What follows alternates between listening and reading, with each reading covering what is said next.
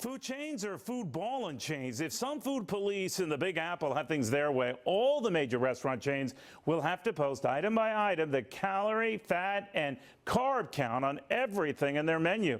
And not only in their menu, on big old boards accessible to all of their restaurants. Now, health watchers say they're just watching out for you, for us. Really?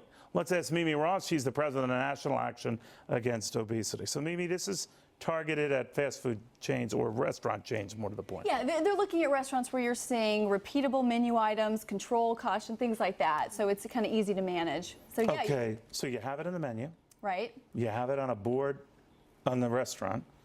I mean, what's overkill here? Well, I think what they want to do is say, look, if you're going to get a Wendy's Baconator, it costs you this amount of money and it costs you this amount of calories. Not just what it's costing your wallet, it's costing your waistline too. And I think, even allowing for the fact you can put it on in a menu, which I think is stupid.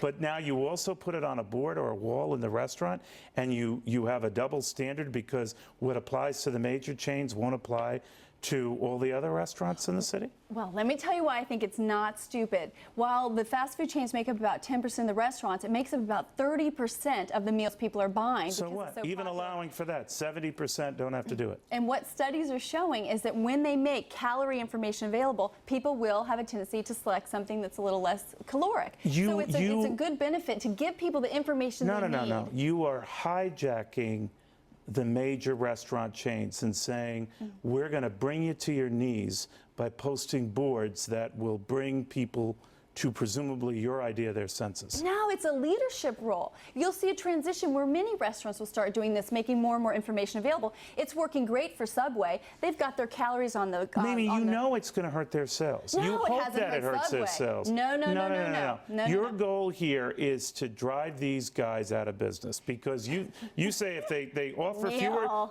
You say if they offer fewer tossed salads, then they're going to get tossed. Even though people who might be coming into a Lone Star or what have you, they want the steak and potato with extra butter. Now you're guilting them out, and they're going to look at a menu on a board and be treated like stupid vegetables in the place. No. It's outlandish. No, people want to know that if they get a large milkshake, that may well be as many calories as an entire meal. Oh, come on. Who doesn't know that when you're getting the milkshake or you're getting the double stuffed baked potato, that you're not ordering Brussels sprouts? Neil, people are in a food You are treating, coma. You are treating customers like cattle. No, you're assuming they're idiots. You don't give them the information that they need. This is about personal responsibility. They're going to a restaurant. Let them make their choice. Let them know what they're eating. No, let me tell you something, Sparky. When I go into a restaurant, I know that when I order the big 18-ounce strip steak, not that I have, but when I do, I know what I'm getting. I don't need to be reminded the calorie, the fat, carb content. I don't need to be guilted out by someone who's chomping on a carrot. You have a choice. You can eat your carrots. I can eat my steak.